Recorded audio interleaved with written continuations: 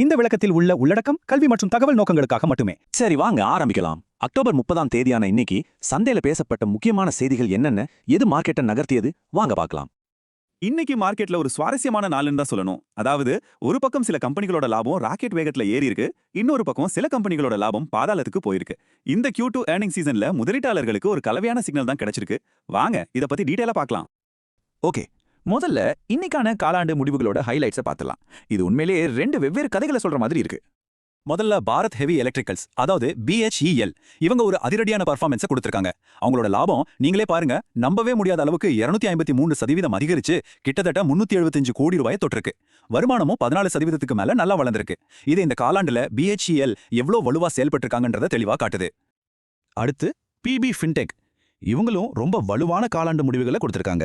அவங்களோட லாபம் கிட்டத்தட்ட 165% உயர்ந்து சுமார் 135 கோடி ரூபாய் ஆகியிருக்கு. அதே நேரத்தில் வருமானமும் 38%க்கும் மேல அதிகரிச்சிருக்கு. இந்த எண்கள் எல்லாமே கம்பெனியோட வளர்ச்சி பாதை ரொம்ப நல்லா இருக்குங்கிறத காட்டுது. இப்போ காயினோட இன்னொரு பக்கத்தை பார்ப்போம். யுனைடெட் ப்ரூவரிஸ் ஒரு சவாலான காலாண்டை சந்திச்சிருக்காங்க. கம்பெனியோட லாபம் கிட்டத்தட்ட 65% சரிஞ்சு வெறும் 46.5 கோடி ரூபாயா குறைஞ்சிருக்கு. வருமானத்திலையும் ஒரு சின்ன சரிவு இருக்கு. இது கம்பெனிக்கு ஒரு கஷ்டமான காலம்ங்கிறத குறிக்குது. அடுத்து ஸ்டீல் அத்தாரிட்டி ஆஃப் இந்தியா, அதாவது SAIL. இங்க ஒரு சுவாரஸ்யமான புதிர் இருக்கு. கம்பெனியோட வருமானம் 8%க்கும் மேல உயர்ந்திருந்தாலும் அவங்க லாபம் 53%க்கும் மேல சரிஞ்சிருக்கு. இப்ப நீங்க கேட்கலாம், வருமானம் அதிகமாகும் போது லாபம் எப்படி குறையும்னு? சிம்பிள். ஒரு கம்பெனியோட செலவுகள், அதாவது மூலப்பொருள் செலவு, மற்ற செலவுகள் எல்லாம் அவங்க வருமானத்தை விட வேகமா அதிகரிச்சா லாபம் அடி வாங்கும். அதுதான் இங்க நடந்திருக்கு. இப்போ மார்க்கெட்டோட ஒரு பெரிய தலை லார்சன் அண்ட் டூப்ரோ, அதாவது LNT பார்க்கலாம். இவங்க ஒரு நிலையான திடமான வளர்ச்சியை காட்டியிருக்காங்க. லாபம் 16%, வருமானம் 10% உயர்ந்திருக்கு. அவங்க லாப வரம்புல ஒரு சின்ன சரிவு இருந்தாலும் இந்த சைஸ்ல இருக்கிற ஒரு கம்பெனிக்கு இது ஒரு வலுவான செயல்திறன் தான். சரி, இப்போ இந்த அட்டவணையை பாருங்க. நாம இதுவரைக்கும் பேசின எல்லா முடிவுகளையும் ஒன்னா வச்சு பார்க்கும்போது ஒரு தெளிவான சித்திரம் கிடைக்கும்.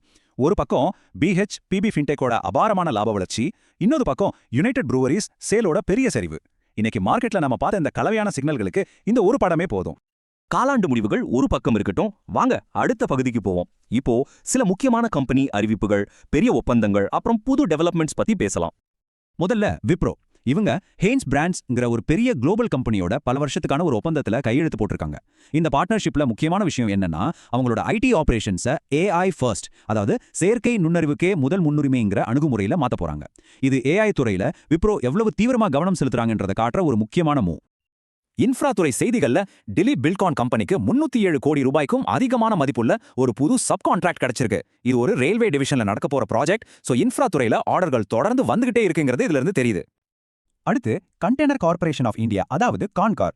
இவங்க ஜவஹர்லால் நேரு போர்ட் அத்தாரிட்டியோட ஒரு MOU, அதாவது ஒரு புரிந்துணர்வு ஒப்பந்தத்துல கையெழுத்து போட்டிருக்காங்க. வரப்போற வத்வான் துறைமுகத்துல ரயில்வே ஆபரேஷன்ஸை சேர்ந்து செய்ய போறாங்க. இது எதிர்கால வர்த்தகத்துக்கு ஒரு நல்ல உத்தி சார்ந்த நகர்வுனே சொல்லலாம். சரி, இப்போ சில முக்கியமான கார்ப்பரேட் மற்றும் ரெகுலேட்டரி அப்டேட்ஸை பார்க்கலாம். அதாவது அரசாங்க அமைப்புகளுக்கும் கம்பெனிகளுக்கும் இடையில என்ன நடக்குதுன்னு பார்ப்போம். அமெரிக்காவோட US FDA இருந்து நம்ம இந்தியாவோட CCPA வரைக்கும் இருக்கிற செய்திகளை இப்ப பார்க்க போறோம். ஜைடஸ் லைஃப் சயின்சஸ் கம்பெனிக்கு ஒரு நல்ல நியூஸ் வந்திருக்கு.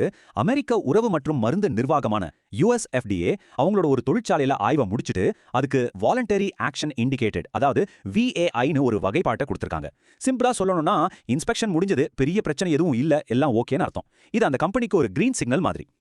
ஆனா இதுக்கு நேர்மாறா டாக்டர் ரெட்டிஸ் லேப்ஸ் கனடால ஒரு சின்ன தடையை சந்திச்சிருக்காங்க. அவங்களுடைய செமாகுளுடைடு ஊசிக்கான விண்ணப்பத்துக்கு கனடா சுகாதார ஆணையம் இணக்கமின்மை அறிவிப்பு கொடுத்திருக்காங்க. அப்படின்னா அந்த மருந்துக்கு ஒப்புதல் கொடுக்கறதுக்கு முன்னாடி சில பிரச்சனைகளை சரி செய்யணும்னு ரெகுலேட்டர் சொல்லியிருக்காங்க.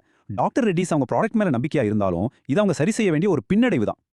கடைசியா ஆட்டோமொபைல் துறையில ஓலா எலக்ட்ரிக் மொபிலிட்டி இப்போ கண்காணிப்புல இருக்காங்க. மத்திய நுகர்வோர் பாதுகாப்பு ஆணையமான CCPA கிட்ட இருந்து அவங்களுக்கு ஒரு விசாரணை அறிக்கை வந்திருக்கு. 7 நாட்களுக்குள்ள பதில் சொல்லணும்னு கேட்டிருக்காங்க. இது கம்பெனிக்கு ஒரு முக்கியமான ரெகுலேட்டரி டெவலப்மெண்ட். இது எப்படி போகுதுன்னு நம்ம பொறுத்திருந்து தான் பார்க்கணும். சரி, இன்னைக்கு நிறைய விஷயங்களை பார்த்துட்டோம். வாங்க இன்னைக்கு நாம பேசினதுல இருந்து முக்கியமான பாயிண்ட்ஸை ஒரு தடவை வேகமா சுருக்கமா பார்த்துடலாம். இன்னைக்கான முக்கிய டேக்அவேஸ் என்னன்னா, முதல்ல Q2 முடிவுகள்ல பெரிய வித்தியாசம் தெரிஞ்சது. BHELோட லாபம் 250%க்கும் மேல எகிரினப்போ யுனைடெட் ப்ரூவரிஸோட லாபம் கிட்டத்தட்ட 65% சரிஞ்சது. ரெண்டாவதா விப்ரோ கம்பெனி ஹெய்ன்ஸ் பிராண்ட்ஸ் கூட ஒரு பெரிய AI ஃபோக்கஸ்டு டீல் அறிவிச்சு டெக்னாலஜி துறையில அவங்க பலத்தை காட்டியிருக்காங்க. மூணாவதா டாக்டர் ரெட்டிஸ், ஓலா எலக்ட்ரிக் மாதிரி பல கம்பெனிகள் முக்கியமான ரெகுலேட்டரி அப்டேட்ஸை சமாளிச்சுட்டு வராங்க.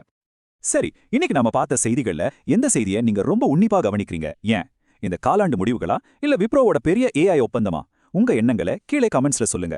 இந்த அலசல் உங்களுக்கு உதவியா இருந்தா இந்த மாதிரி தினசரி சந்தை செய்திகளுக்கும் கல்வி சார்ந்த தகவல்களுக்கும் மறக்காம சப்ஸ்கிரைப் பண்ணுங்க. இந்த வீடியோவில் உள்ள உள்ளடக்கம் கல்வி மற்றும் தகவல் நோக்கங்களுக்காக மட்டுமே. நான் செபியில் பதிவு செய்யப்பட்ட ஆய்வாளர் அல்லது முதலீட்டு ஆலோசகர் அல்ல. எந்த ஒரு முதலீட்டு முடிவுகளையும் எடுப்பதற்கு முன் உங்கள் சொந்த ஆராய்ச்சியை மேற்கொள்ளுங்கள் அல்லது உங்கள் நிதி ஆலோசகரை அணுகவும். இந்த வீடியோ தரகு நிறுவனங்கள் போன்ற மூன்றாம் தரப்பு ஆதாரங்களிலிருந்து வரும் செய்திகள் அல்லது கருத்துக்களை புகாரளிக்கலாம், ஆனால் இது அவர்களின் கருத்துக்களுக்கான ஒப்புதல் அல்ல.